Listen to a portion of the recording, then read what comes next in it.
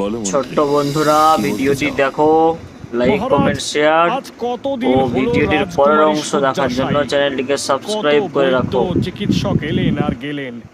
আমি ভাবছিলাম যদি আমরা রাজকুমারীর খুব রাজ্যে অসুখ করেছে, ঘোষণা করে কিন্তু দিই কেউ যে সারাতে পারছে না। রাজকুমারীর প্রাণ বাঁচাতে শেষ পর্যন্ত পারবে কি কোনো তাকে বদ্যি উপযুক্ত এসে রাজকুমারীকে পুরস্কার সারাতে দেওয়া হবে। পারবে?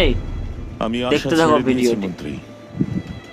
জানি না পরের অংশ জানি না আপলোড করা ভগবান হবে আমাকে কোন পাপের কিছুক্ষণ শাস্তি পরে। দিচ্ছেন। এইভাবে বলবেন না মহারাজ।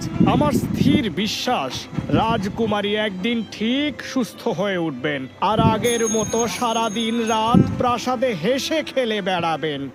মিথ্যে স্বপ্ন দেখিও না মন্ত্রী। কত দেশের কত বড় বড় চিকিৎসকরা এসে যখন কিচ্ছু করতে পারলেন না। না মহারাজ, মিথ্যে নয়। অনেক সময় সাধারণের মধ্যেও অনেক অসাধারণ মণি পাওয়া যায়।